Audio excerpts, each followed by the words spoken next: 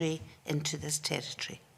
With that, can I welcome Alex Salmond, former First Minister of Scotland, and I begin by inviting Mr Salmond to make the oath.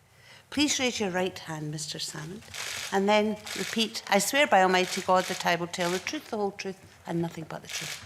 I swear by Almighty God that I will tell the truth, the whole truth, and nothing but the truth. Thank you very much. Can I now invite you, Mr Salmond, to make an opening statement, please? Thank you very much, Convener. 3 important points require to be made at the outset. Firstly, this inquiry is not about me. I've already established the illegality of the actions of the Scottish Government in the Court of Session, and I've been acquitted of all criminal charges by jury in the highest court in the land. These are both the highest courts in the land, the highest civil court and the highest criminal court. The remit for this inquiry is about the actions of others. There's an investigation into the conduct of ministers, the permanent secretaries, civil servants and special advisers. It also requires to shine a light on the activities of the Crown Office and to examine the unacceptable conduct of those who appear to have no understanding of the importance of separation of party and government and prosecution authorities, and indeed of the rule of law itself. It was the government who were found to have been acted unlawfully, unfairly and tainted by apparent bias. I note that the First Minister asserts that I have to prove a case. I don't. That has already been done. There have been 2 court cases, 2 judges, 1 jury. In this inquiry, it's the Scottish Government, a government which has already admitted to behaving unlawfully, who are under examination. Secondly, my interest in assisting this inquiry is out of respect for our Parliament. I have made no personal public comment on these matters of any kind for 11 months, not a single television interview or press interview or statement. I have turned down hundreds of such offers, which, as committee members will know, has not hitherto been my normal policy. I have watched with growing frustration over the last 6 months while this committee has been systematically deprived of the evidence it has legitimately sought. Indeed, I'm just about your only witness who has been actively trying to present you with evidence as opposed to withholding it.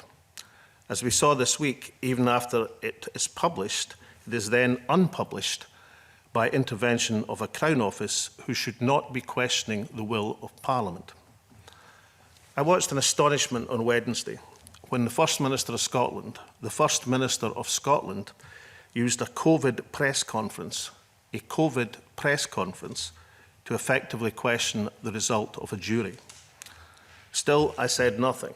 Well, today that changes. I have no incentive or advantage in revisiting the hurt and shock of the last 3 years from a personal perspective, or indeed from the perspective of 2 complainants failed by the government and then forced directly against their express wishes into a criminal process. This now admitted action neither served the wishes of the complainants nor the interests of justice. For 2 years and 6 months, this has been a nightmare. In fact, I have every desire to move on, to turn the page, to resist talking yet again about a series of events which have been amongst the most wounding that any person can face.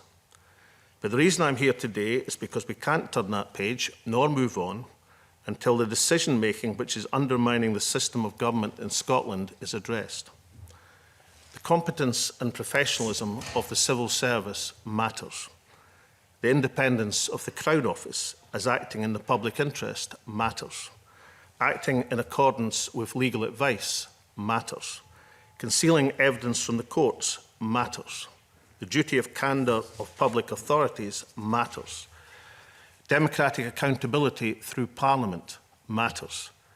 Suppressing evidence from parliamentary committees matters. And yes, ministers telling the truth to Parliament matters. The day such things come to not matter would be a dark and dangerous one for Scotland.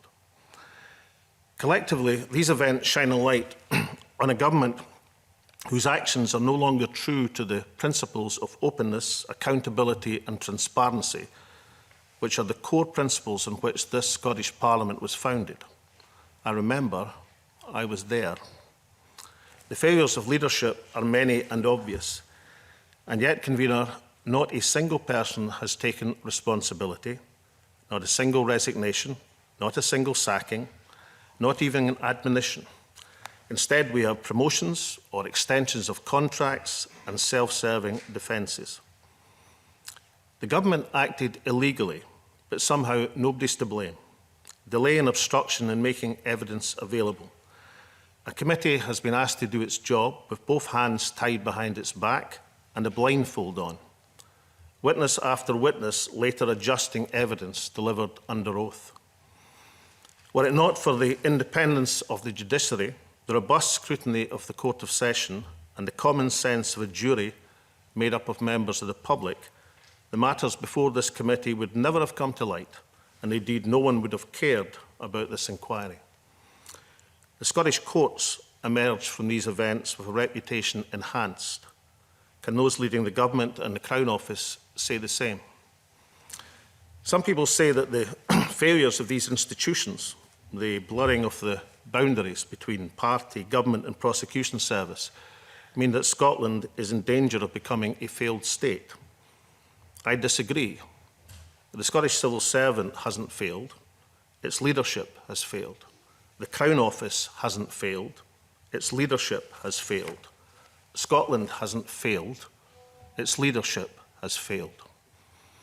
So the importance of this inquiry is for each and every one of us to help put this right. My final point is simply this. I'm a private citizen. Unlike just about every other person represented at this inquiry, I've had no one paying my legal fees, and I've had to contend with the resources of the Scottish Government being used to further tarnish my reputation. Just as they spent £600,000 defending their illegal policy before collapsing in the judicial review, and just as enormous time, effort and public money has been voted to the task of refusing to give this committee the documentation it requires, the pattern is undeniable. The government refused to hand over documentation in the civil case. It required a commission to extract it from them. The permanent secretary was brought to give evidence under oath just to extract documents she had a duty to provide to the court. The government ignored the provisions of a search warrant in the criminal case, and despite the impact on the administration of justice, still withheld key documents which should have been put before the jury. This committee has been blocked and tackled at every turn with calculated and deliberate suppression of key evidence. Even Parliament, our Scottish Parliament, has been defied despite 2 votes demanding the external legal advice that the public have paid for. My evidence has been published, then subsequently censured by intervention of the Crown Office, evidence that they had previously agreed was lawful. And even today, I appear before you under the explicit threat of prosecution if I reveal evidence for which the committee has asked. Not to fulfil my oath and tell the truth, the whole truth and nothing but the truth would be a contempt. But Crown Office says it might lead to prosecution. People should just stop and think for a moment about that. The ability of any witness before any Parliament to tell the truth and fulfil their oath is effectively being questioned by the Crown Office. The truth is those that now demand to see evidence have invested a great deal of time and public money in attempting to hide that evidence. When this inquiry ends, neutered though it may be, I'll consider that I've discharged my duty as a citizen and as a former First Minister. It will then be for others to consider their own positions in the light of what this committee decides. This inquiry, in my opinion, is a chance to assert what type of Scotland we are trying to create. Few would now dispute that our country is a better place for achieving our Parliament. However, the move to independence, which I've sought all my political life and continue to seek, must be accompanied by institutions whose leadership is strong and robust and capable of protecting each and every citizen from arbitrary authority. Such a principle is a central component of the rule of law. It matters to every person in Scotland as much as it always has done. It is the bedrock of our democracy, of justice and of fairness. Thank you, Convener. Thank you, Mr Salmond. And can I also